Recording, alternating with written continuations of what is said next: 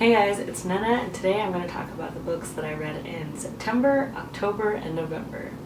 So, as I'm getting back into the swing of things, I need to talk about all the books that I've finished since I was gone.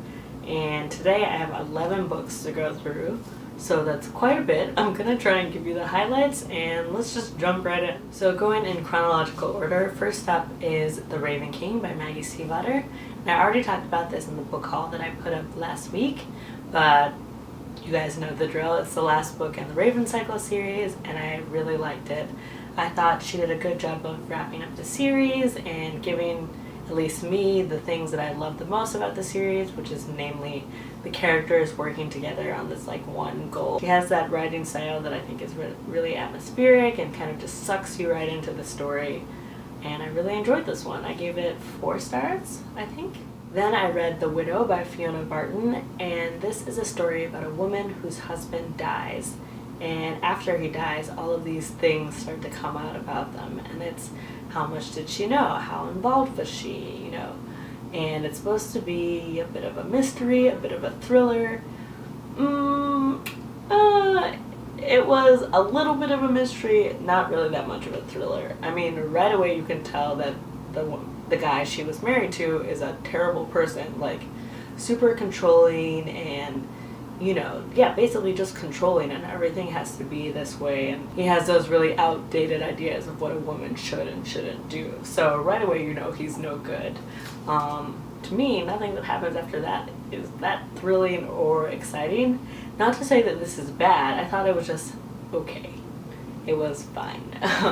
So I think I gave this 2.5 stars. Finally, I read another Chimamanda Ngozi Adichie book, and I read Purple Hibiscus in September. It's time for me to read another one of her books, and I've been kind of saving them, because I knew I was going to love them, but I finally read Purple Hibiscus, which is her first novel, and this is set in Nigeria in the 60s, and it's about this young girl growing up in a family that has very strict Christian beliefs, and kind of her getting outside of that world and seeing that there are other things out there, and getting exposed to the way that other families operate and the kind of way that they are connected and show their love. So I thought this was beautifully written, of course, and also just really, really sad. I mean, this is this girl who's been kind of repressed in a way and tempered down, she has to act a certain way, she has to say a certain thing, and just even her trying to express her opinion leaves her a wreck because she doesn't want to say something that will upset or offend anyone, and she doesn't know how to be with other people who are not really part of her family. She doesn't know how to be with other people who feel freer when they're expressing themselves and are not as tied down in a way. So yeah, I think anyone who's kind of felt like a little bit of an outsider or alone or a little bit like a weirdo can see some of themselves in this, because she's set apart by her family's strict beliefs.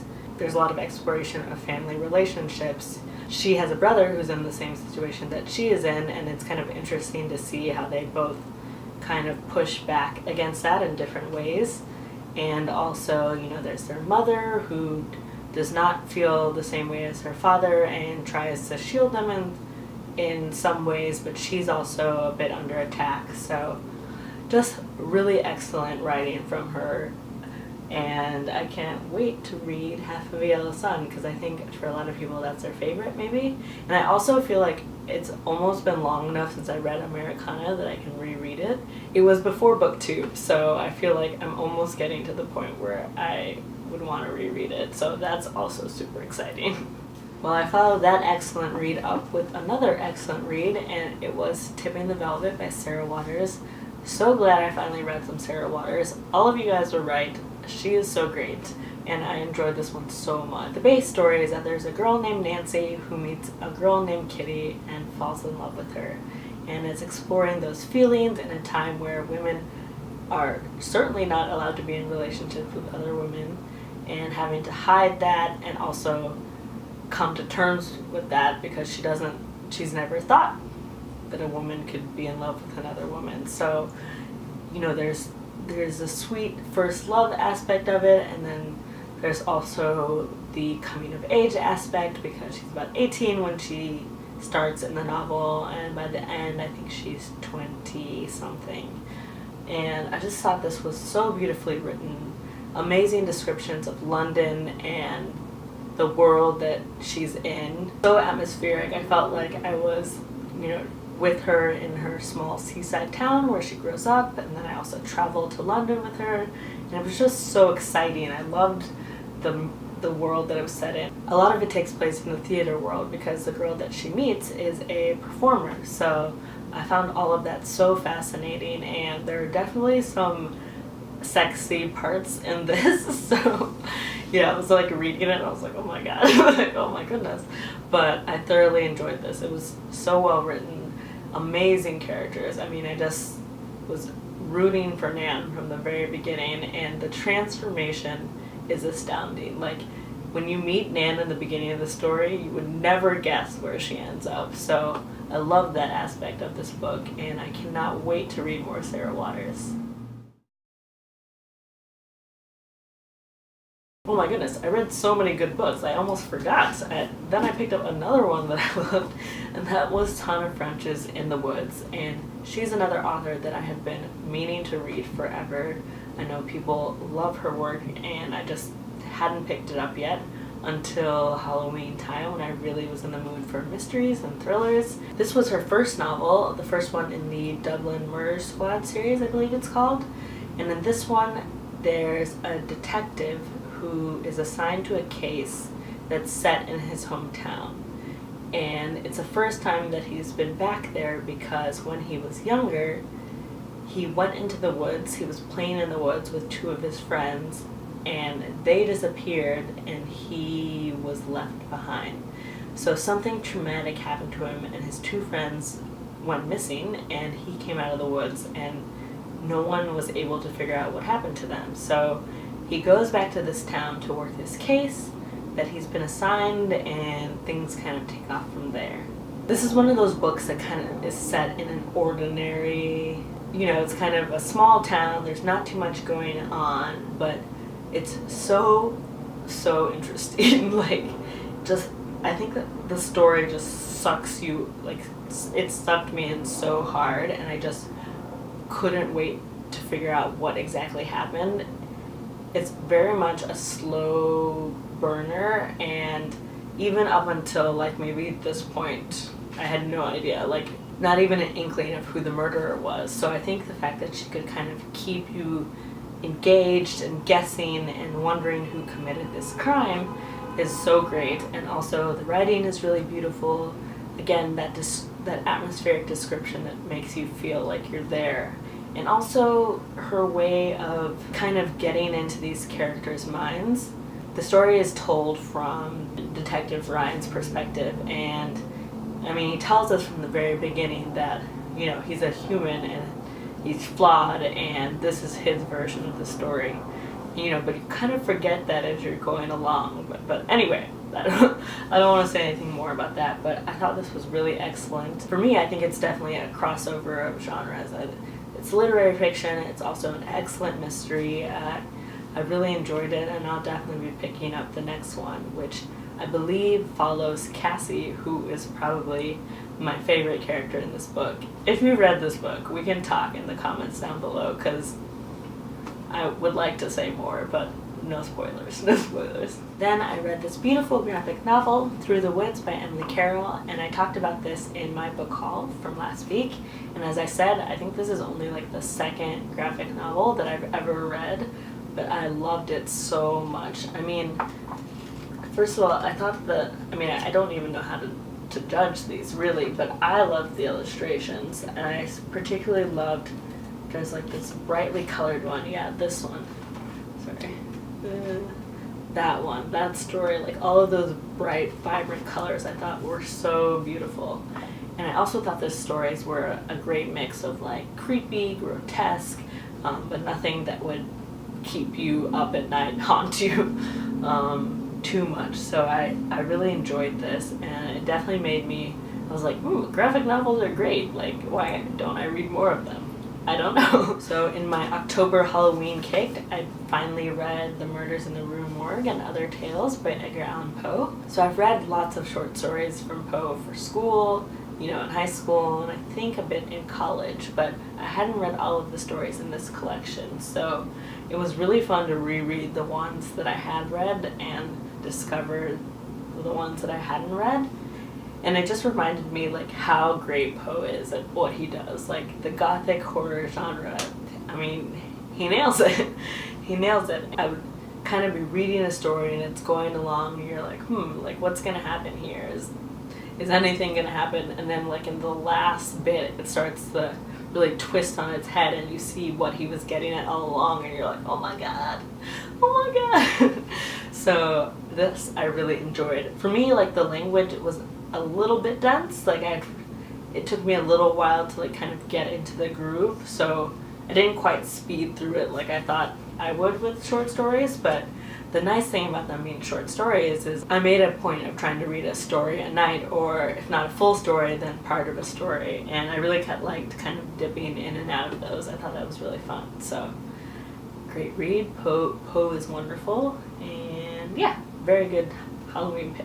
Then I read We Have Always Lived in the Castle by Shirley Jackson, and this was my first full-length Shirley Jackson novel, and I thought this was so great. I mean, there are two sisters, Mary Catherine and Constance, and they live in this fancy house kind of off the edge of the village, and as the story progresses, you start to see that the villagers don't like them that much, and the sisters are isolated, and you wonder why. So slowly things are revealed about their backstory and you're like, oh, and it's just really fascinating. The themes that she explored in this are kind of that mob mentality, how people can turn against other people, how people can kind of villainize people without really knowing them at all. So I thought that was really fascinating. Also, our narrator, Mary Catherine, she's really interesting, and as I was reading this book, she sounds much younger than she is, because I went back to the beginning after I finished it and I was like, oh, that's right, one of the first things she tells us is that she's 18, but to me reading this you would think she was 12 maybe, so kind of that childlike mentality runs throughout the book, which leads to some interesting observations on her part. This made me want to read more Shirley Jackson and also learn more about Shirley Jackson as a writer, because I know The Lottery, her famous story was very controversial. So I just want to know more about her career and how her stories were received when she was alive. Another beautiful book I read in November was A Monster Calls by Patrick Ness. This is about a young boy who's dealing with a mother who is very sick and very ill. And it's about feelings of grief and loss and despair and guilt and all of the things that come with having something terrible happen to you that you have no control over. So it was so fun to read another book with illustrations in it. I think they really added to the story. I don't know if you can see any of them there. Oops, bookmark. But I thought this was beautifully written. I thought the emotions were captured so well. I mean, I don't know how you could read this book and not feel it. I don't know if it's possible to read this book and not feel anything, because for me, it just kind of plucked at my heartstrings, and I don't think there's any way to prepare, really. I don't think there's any way to prepare to deal with grief or loss, or, I mean, maybe you think you can be prepared, but I feel like you don't really know until you're in it. So I think Patrick Ness got that so well, and I really, really loved this one, even though it was terribly, terribly sad. Finally, I have a book that's been on my TBR since January or February, whenever it came out, but basically the entire year it's been on my TBR, and I owned it and I just hadn't read it yet, but it's We Love You, Charlie Freeman by Kaitlyn Greenidge. And this is about a family who's selected to participate in this experiment, and they've been invited to move to this institute where they study chimpanzees. And what the families have been assigned to do is kind of adopt this chimp as part of their family and treat him like their brother, and they're also going to teach them sign language. So that's kind of like a wacky premise, right? Like, I wouldn't have, I don't know, I just kind of read it and I was like, huh, that's interesting. It's a black family made up of the mother, father, Charlotte, and Callie. And Charlotte's a teenager and Callie's, I think, like 10 or so. So of course they all have different reactions to this. Like, the mom is really, really excited to be doing this. She sees it as them kind of moving up. They get to move into this nice apartment and they get like perks for being part of the experiment. And the younger sister, Callie, is really excited to have this new member of their family, and she's kind of all in and willing to participate in the way that kids can be really, I don't know, kids can be really just like willing to try new things in a way that sometimes adults are not. We're set in our ways, like, I don't want to do this, but a kid is like, yeah, I'll do that, like, I'll do whatever. So, you know, that's kind of her take on it. And then there's Charlotte, who's your typical teenager. She's having a bit of a rough time because, you know, she's growing up and now she has to grow up in a completely new environment and, you know, deal with all of the high school stuff. And then there's the father, who's a bit wary but willing to kind of see where it goes. He's not quite as gung-ho as the mom, but not as reluctant to participate as Charlotte is. Anyway, I thought this was great. I mean, there are discussions of race. The family moves into this institute that has kind of a checkered past, if you will. Things come out that make, at least me, I was like, you know, horrified. And it's interesting to see how the characters take that particular, how the characters deal with that particular incident. And also there are some interesting forays into the idea of growing up white versus growing up black, and, you know, the difference in privilege there. More specifically, growing up black and the lack of privilege. But, you know, it's the two parents have grown up in different environments, and then of course their kids are again growing up in a different environment, and it's interesting to see all of their childhoods contrasted and the way that they feel about their identities and the way that other people view them, and of course make assumptions about them based on the way that they look. So there's an interesting component to that. And also, you know, it's this black family that's been selected by this reportedly prestigious institute to participate in this experiment, and, you know, Charlotte is one of the people that wonders why were they selected in particular? Like, is it because they're great at sign language, or is it because they're black, or is it some combination of the two? So it's that idea of kind of questioning how people view you and what their motives are towards you. So yeah, really great, and, you know, funny in some parts, sad in some parts. Right from the premise, I was like, you know, like, I can tell this book is going to be interesting and different. So I thought this was really well done. Alright, so that is my wrap up for the past 3 months, September, October, and November.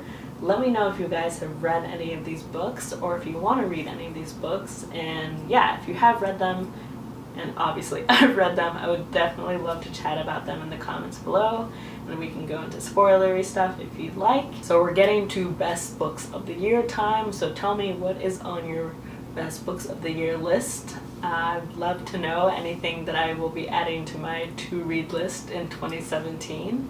And yeah, I will probably be putting up a list myself in the next few weeks or so.